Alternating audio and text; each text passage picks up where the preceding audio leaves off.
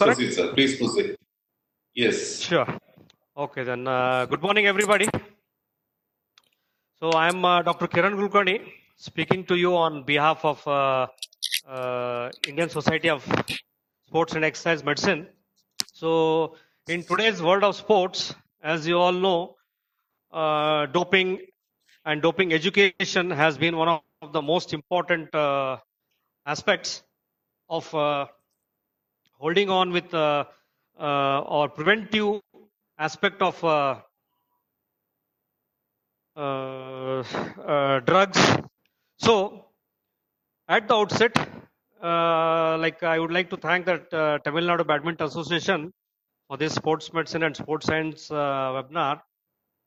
So, initially, like the aims and objectives of this talk would be, I'll be defining doping and its relevance to all of us.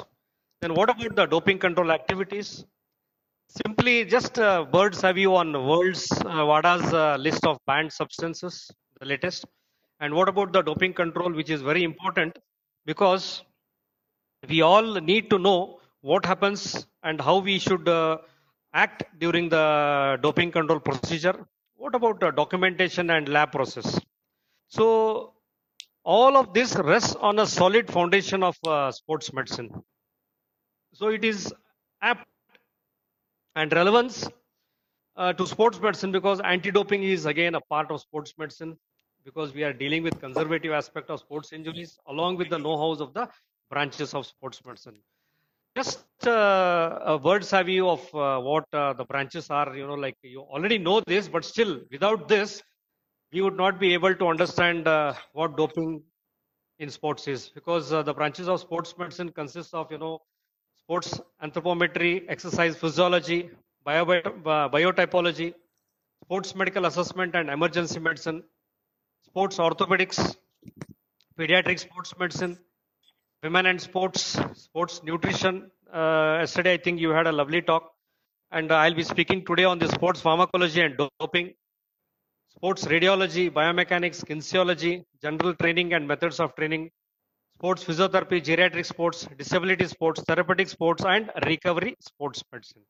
So now we have the whole gamut of the medical subjects from anatomy to obstetrics and gynecology along with the sports science subjects. So defining doping, it is administration or use of pharmacological substances which are foreign to the body or any physiological substance taken in abnormal quantity with the sole purpose of increasing the performance by unfair means and methods which constitutes doping, and it is an offense. So what about the anti-doping activities? So basically we promote anti-doping activities in cooperation with other interest groups like what we are just now doing with Tamil Nadu Badminton Association and its coaches and its players. And it is also responsible for doping control with respect to the international and national codes. Education and information in this webinar, as I already told you, and about doping control, where organization and development of doping tests, which has the quality systems for doping tests, and also to provide the standard protocol throughout the world. So we have these international activities as well as promotion of research activities also. So this is one of the research activities we did in IMA Dharwad. And again, this was a research activity like we conducted on physical educationists and coaches. So now coming to the prohibited methods in sports, this is the, current 2020 list of World Anti-Doping Agency. So before going to that, let me speak on why. Why doping in sports? Basically because of the strength and speed, because of endurance, sports which demand concentration, and doping is possible in every sport and even in badminton also. So there have been a lot of people who have done doping violations. So there is no shortcut to being a champion. Play hard, play fair, and play true. So these are few of these like our badminton stars like Lee of South Korea and our own Aparna Popat, Zhao Mi, Lee Chong Wei, and we have these people who were like who had come out with a positive test. So when an athlete commits to doping, okay, so his or her doping sample contains a prohibited substance. He or she has used a prohibited method, or he manipulates the doping sample, or evades or refuses to take a doping control. He or she promotes the use of doping by smuggling or selling doping substances. It may also be a doctor, a physio, a trainer, coach, anybody. So now coming to the group of doping substances. So we have three in this. One is the prohibited substance groups. Second is the methods. And third is the prohibited substance groups in certain sports. They are restricted. So prohibited substances are like anabolic agents, hormones, asthma medications, we call them as beta 2 agonists, agents with anti estrogenic activity, diuretics and masking agents. We have the stimulants, narcotics, cannabinoids, and glucocorticosteroids. Now, just I'm taking only about anabolic steroids because this is one of the drug which is highly abused. So basically, anabolic agents are testosterone derivatives, a male hormone whose anabolic effect are stronger than that testosterone. So methandione, nandrolone, these are few, and you must have heard of this designer steroid, tetrahydrogesterone. Okay. Then it is prohibited because they increase muscular mass and strength, and more importantly, the effect hormone balance and metabolism. These steroids prevent overtraining, they help in early recovery, and also they have an anabolic activity, that is positive muscle building activity. So see, these are the various side effects of steroids. Very simple, you can see out of this diagram. These are the reasons why we usually say, or we usually ask our people not to go in for steroids because of these various side effects, like increase in sports injuries again. And more than this, just you can just see this, whether it's a male or a female, or what amount of muscle this lady might have put in, or you can just see this poster which I had created, how destructive are anabolic steroids, right from your head to toe, both males and females, you have problems along. We have in this male pattern baldness in females, yellow colored eyes because of its effects on the liver. Then gynecomastia in males, that is males they start developing breasts, and shrinkage of breasts in females. So liver cancers, jaundice, tumors, cyst, then prostate enlargement, okay, and prostate cancer, and immune system is totally destroyed. And in skeletal system, premature closing of growth plates, especially in younger athletes, like less than 18 years old athletes, if they go into steroids, it will be a disastrous. Then again, we have these cardiovascular problems, sudden cardiac death, kidney problems with tumors, kidney failures, and reproductive system will be affected more because there is male sterility. We cannot, males cannot, produce children, or the the sperm count would be completely decreased. And in that sense, the female also have these problems, okay, and they also may have these polycystic ovaries, and monthly cycles will be distorted, and the child producing capacity also drastically decreases, okay. And of course, the psychological changes, they become quarrelsome, aggressive, which is followed by depression. So now coming to the prohibited methods, we have this enhancement of oxygen transfer. Then we have chemical and physical manipulation. And the third one is the latest, which we will be going to see, is about gene doping. So what is about this improving oxygen transfer? That is, you must have heard of blood doping, especially this cyclist.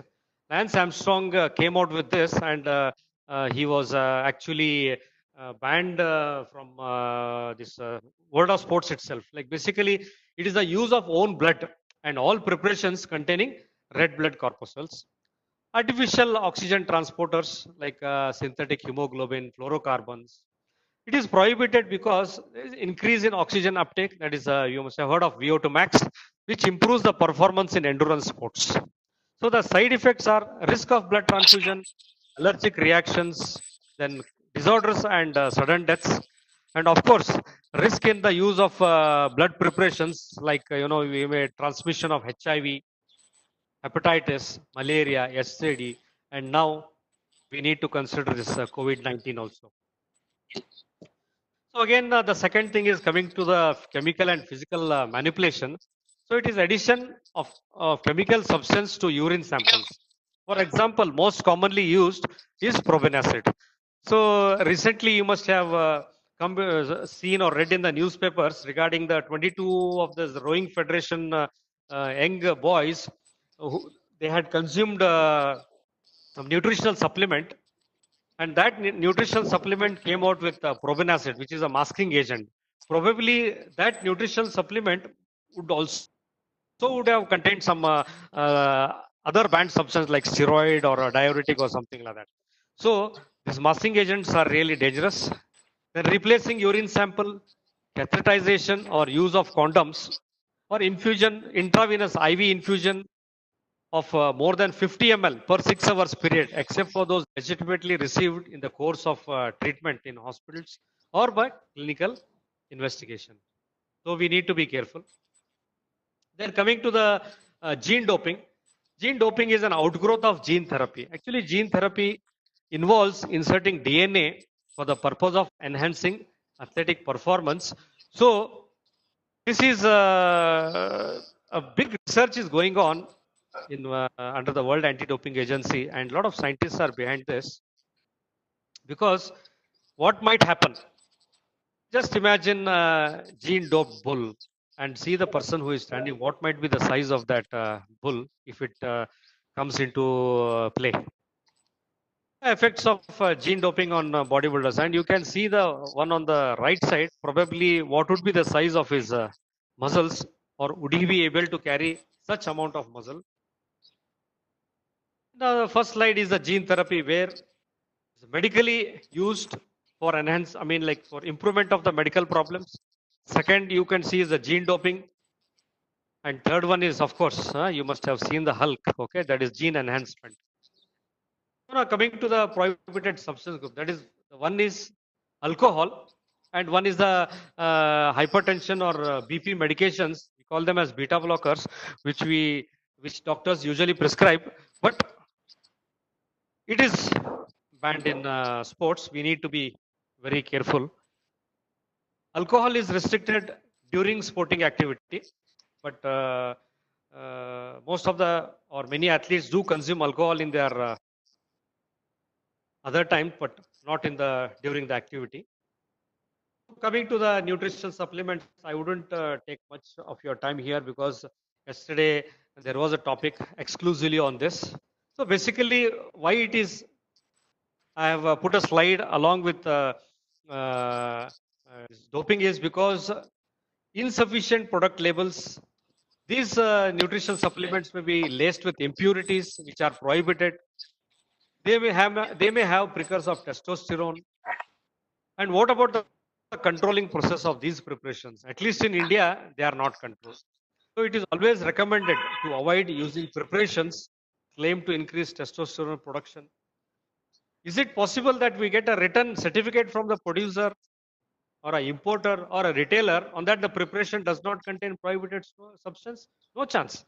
None of these people will give you a certificate or certify that this product does not contain. So always be careful. The athlete is solely responsible for any substance in his body. So that is the reason why we always prefer you to go for food nutrition. And when the athlete goes and meets the doctor, or he should, first of all, he should never go to the pharmacy. And remember to ask your athletes about his sport and his level of competition. Some prescription free medication, that is, we call that as over the counter medicines. Okay. So if needed, the doctor must himself or confirm on the WADA website, or recently, I mean, like, yes, just today, we came to know that National Anti-Doping Agency has come out with a website of the medications which are supposed to be taken, which are not supposed to be taken. Okay, but the athlete has the final responsibility. You must have. We all know about Aparna Popat's case because she had cold and she went out and she took D-cold tablet which contained a banned substance, and she was put out of the sport for almost about 3 months. So again, now we have this prohibited substance and methods in sports, like based on, they're all based on the list of International Olympic Committee and World Anti-Doping Agency.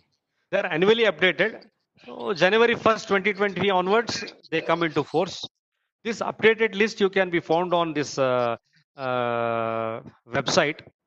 All must be aware of the binding rules of the sports association, like what Badminton World Association or Badminton Federation of India comes.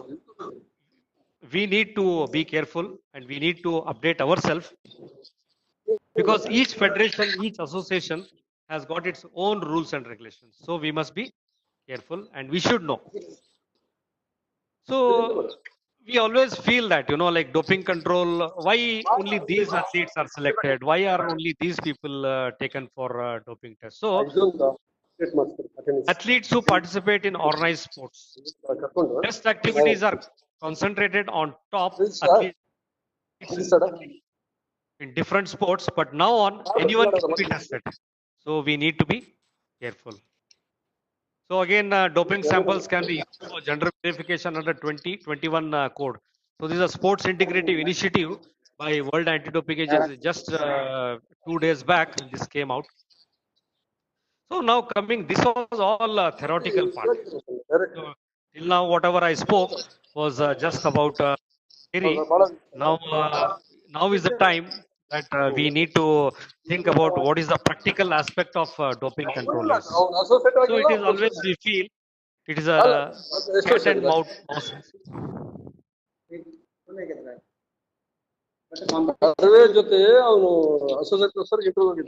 Mr. Raja Anas, kindly mute the audio, please.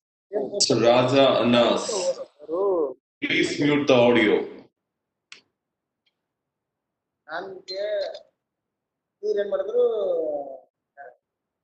I think somebody is speaking. This Rajanna's. Mr. Raja Anas. Yeah. Texted him also. It's okay, continue. Yeah. Okay. So doping control is always a cat and mouse race, but we as the people who are looking into the aspects of having the integrity in health, we should be careful and we should know. So doping tests are conducted by World Anti-Doping Agency, international sports federations, experts group responsible for doping controls like IDTM, SNDT, etc. And of course, in India, we have this National Anti-Doping Agency. So this was like, I was also a gymnast of Mysore University.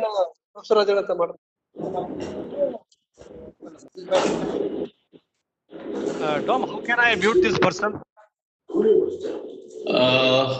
Dr. Barun, as a host, just try muting Mr. Raja Anas. Dr. Kiran, you won't be able to. Only the host might be able to. Yeah. Please inform the host. Yeah, because he's disturbing too much. Dr. Barun, okay, thank you. Kindly try. Yeah, thank you. Thank you very much. Thank you. So this was Mysore University gymnastic team. So now coming to what is the purpose of doping control. So this is to prevent the use of substances and methods which are dangerous to health or which increase performance. So secure the athletes the right and honesty of fair play. Most important, respect the ethics in sports and of course medicine. So always health should be our main priority. So urine and blood tests are conducted. So detection of growth hormone and blood and blood doping in blood, especially erythropoietin. Some values analyzed from blood, especially like hemoglobin, hematocrit, reticulocyte count. A blood test does not replace a urine test. Blood and urine tests are conducted side by side.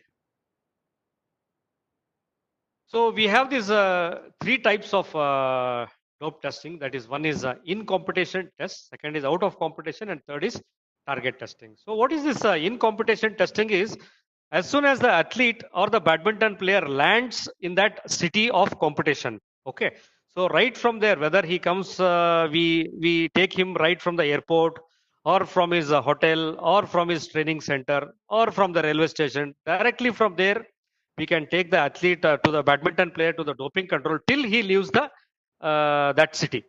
That is in competition testing. Out of competition is at a training place or home or a place of stay or wherever, because here comes the whereabouts clause. And third is target testing.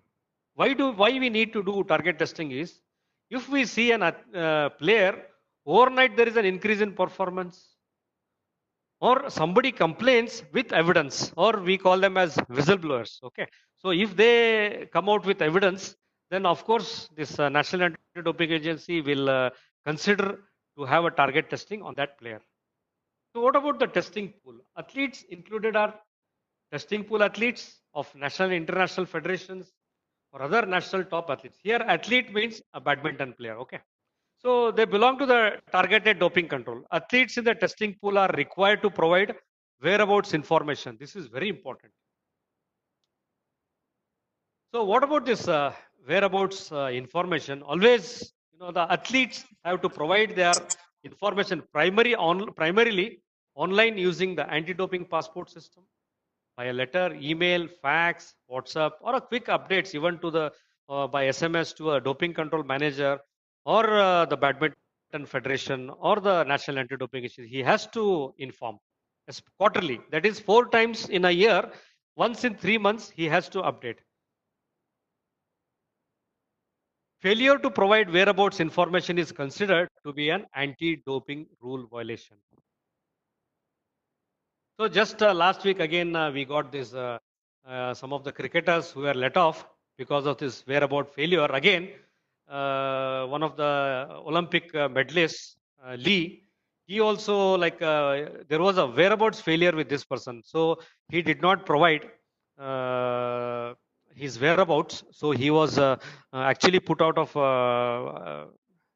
from playing badminton, and there was a sanction against him. So now coming to the dope sample collection procedure. So we have these authorized doping control officers, and they come with their IDs and notice that they are authorized doping control officers. Here, if you see these two photographs, this is about a football match. Just I'm giving you, I'm introducing you like how the thing happens. Athletes are notified for a dope check. So this team, this is during the World Games, World Military Games in Hyderabad in about I think 2006 or something like that, where I was a medical and doping control officer there. So here we have these doping control marshals on the left side, and on the right side the venue doping control manager and the doping marshals are escorting this athlete. So this is the doping control team where we have the observer from the BCCI. This is about BCCI anti-doping team, and we have a doping control officer as well. We have these chaperons also. So now, just this will be a complete a take around, or let's move around. This is a practical aspect where this athlete in white dress is about the taekwondo karate competition. So here actually these photographs were clicked for education purpose. Okay, so I'm just showing. Chevron is notifying this athlete who has won a gold medal. So now this athlete, again we have these athletes at the doping control station. They were notified, and I was the national team doctor, so I'm accompanying these football players to the doping control station. So again we have this athlete at the doping control station. So why I'm showing this is because no one is spared. He may be at whatever level of the sporting activity. So everybody has to be checked, and they will be taken to the doping control. So now reporting for the doping control station, you will be asked to show your identity card and give your personal contact and other relevant information. you are entitled to have a representative present at the doping control. If we have, because many players will not be knowing Hindi or English, at least in our country, and especially when we go abroad, and we may not be able to understand the language. So the athlete can always have one person, a representative. He may be his coach or a doctor or physiotherapist or anybody or a translator also. So he is entitled to leave the doping control station only with the agreement of the doping control officer in charge and under proper observation of the chevron. But actually now, if once player comes into the doping control station, we will not allow him to go outside unless and until he has some medical problem. So now when the athlete is coming, we ask the athlete, these are the selection collection containers. So when the athlete is ready to provide a urine sample, he may select a sample collecting vessel and he needs to check it, make sure that it is unbroken and it is clean, and he can slowly open it.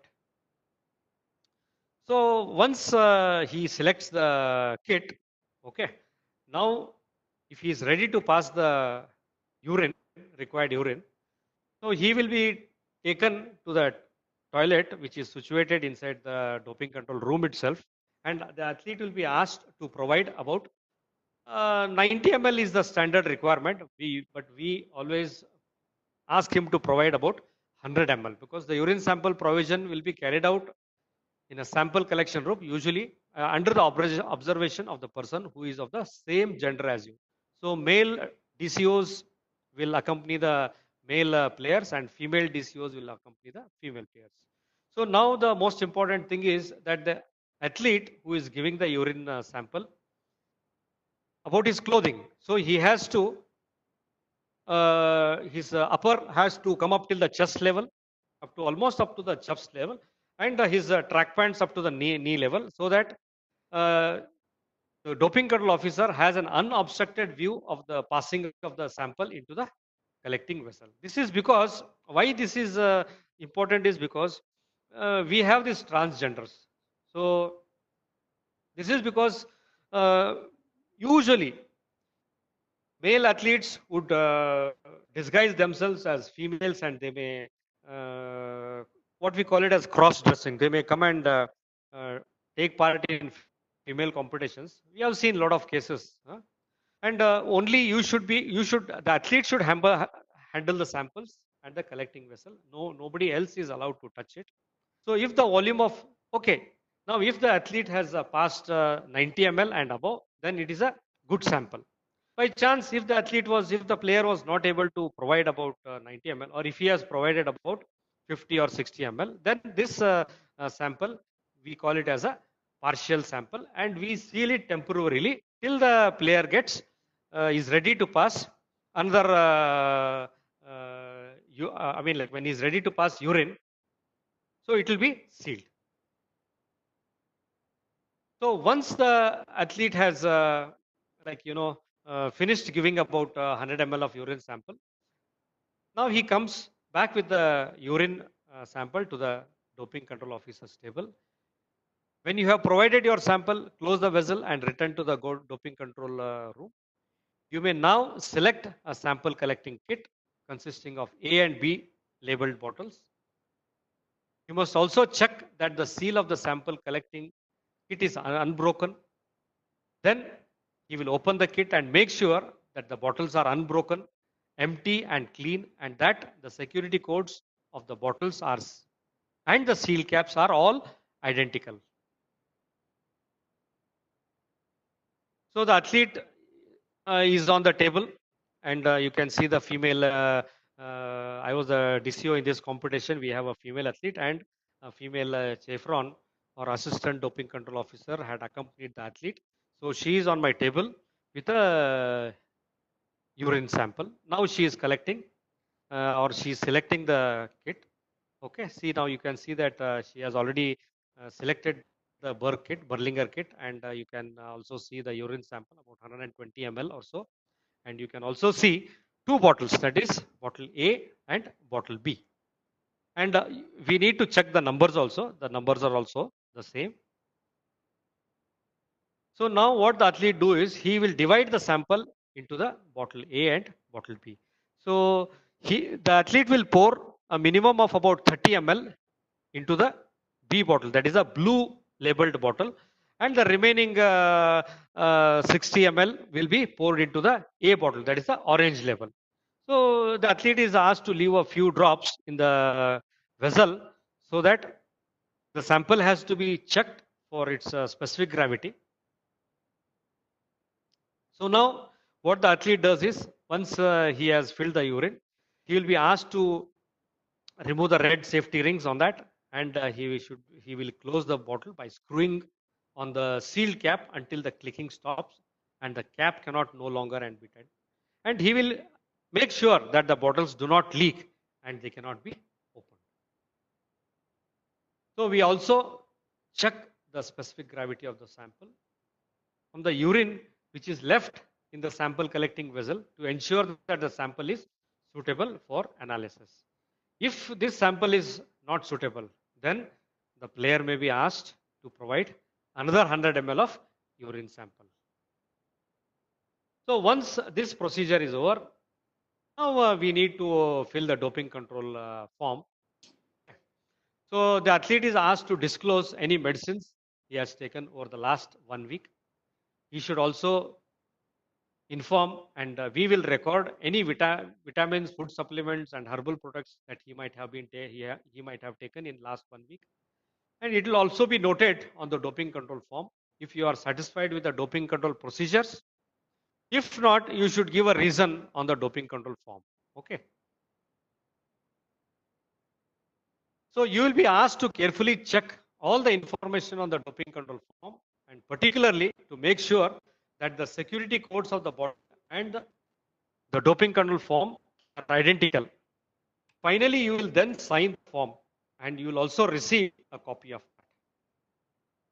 So the athlete will seal the sample properly. This is the Berlinger kit. So these kits are imported from Belgium. Probably I think about each of these kits will cost about 5,000 rupees. So this is the Berlinger kit, or also we call it as a Berg kit. So these are the doping control forms. Okay. So again, we do this blood test also, but I'll not go deep inside this blood test because it will take another half an hour. But because of the time constraints, just about we screen, we take the blood samples also. We have these blood collecting officers who will collect the blood. We also collect urine because we have already gone through this whole gamut of how the urine sample is collected. The blood tests are done in order to detect the use of blood doping and growth hormone. So now, once everything has been done, the samples have to be sent to the laboratory. After the doping control, the sealed samples and the laboratory copies of the control of these documents are sealed to a transportation bag. The laboratory copies do not contain any information about the athlete's identity. And these samples are delivered to the laboratory approved by International Olympic Committee or World Anti-Doping Committee. At least in India, we send it to the National Doping Control Laboratory, which is situated in New Delhi. So once these samples go to the doping control laboratory, these samples will be analyzed, especially sample A, the red or the orange bottle, the 60 ml of urine sample which you had provided in a orange colored A bottle will be analyzed first. So over 315 different types of banned substances will be analyzed in the doping control laboratory, and they take about 48 to 72 hours if it is an emergency checking, or they may take about a week to 10 days to check these substances which, if at all, they are present in the urine. So sample B will only be analyzed in case sample A has been found to be positive, or a positive or any banned substance is found in that sample A. So sample B will be analyzed after request of the athlete and on the expense of the athlete or the sports federation. This you have to remember. Urine collection, everything will be done on behalf of the government or National Anti-Doping Agency or World Anti-Doping Agency. But if the sample has been found to be positive, then it is all the cost comes on the athlete. So athlete representative has the right, athlete or his representative has the right to be present when the sample B is analyzed in the laboratory. So in case the test result of the sample B does not confirm the positive test, okay, so the temporary suspension will be cancelled and the athlete will return back to his. So finally, we come to what we call it as a clean sport. So if you see these two slides, definitely you will come to know which is clean and which is unclean. So most of the players are clean. 1% of the controlled athletes have used prohibited substances. Therefore, 99% of the controlled athletes are all clean. An athlete is clean until proven otherwise. So the final say is clean sports is what we stand for. That is the reason why we always should promote from the first instance itself to say no to doping, because at least in 2019 National Anti-Doping Agency, like they collected about 4,240 samples. These were the number of samples which were tested by National Anti-Doping Agency last year. Okay. Out of that, around 160 of the samples, out of the 4,240 samples, about 160 samples were tested positive. Okay. So we at the National Anti-Doping Agency are trying our best to control the athletes or to impart doping education so that all of our athletes should test negative, and more importantly, it is about the health of an athlete.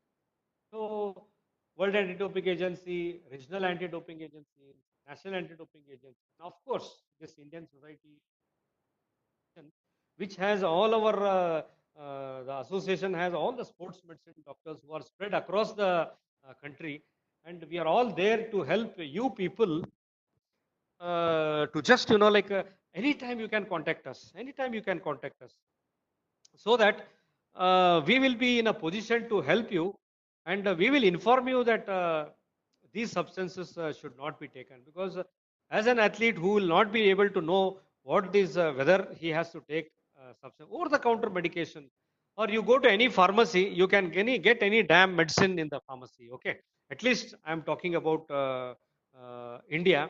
And we as a National Association of Sports Doctor, we are definitely, we have already informed that all prescriptions should be regularized, and the pharmacies also should regularize and should not give over the counter medications. This is a very important steps. Even the sports ministry and all the national federations should come forward and inform, and also the Medical Council of India should come forward to regularize medical supplies in our country, so that the pharmacies should not give any medicines. Okay. So this is about doping education, and I thank you all for patient hearing. About 45 minutes of time, precious time, you have listened to me. Now you can come up with your questions, so that you can answer those questions. And thank you very much.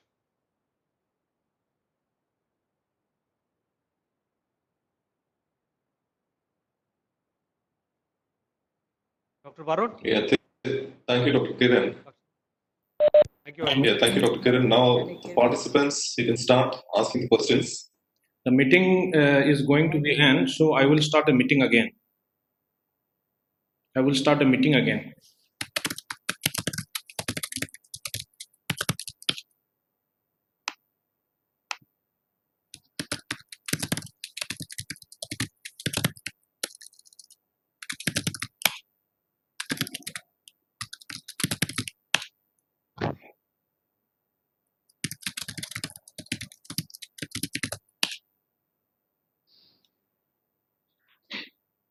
you hear me? Hello. Hello, can you hear me? Yeah, definitely. Okay, okay. Hello. I am starting the meeting again because the meeting is going to end. So for the discussion, I will be starting a meeting just in a 1 or 2 minutes. Okay. So please join everyone using the same link and same ID and the meeting password. Dr. Varun, you want me also to join again? Yeah, sure. Please join again, because if someone has a doubt or something, then they can clarify. Like so, yeah. Where is Dr. this? Kiran, you also have to rejoin. Okay, The okay. host will restart the meeting and everybody has to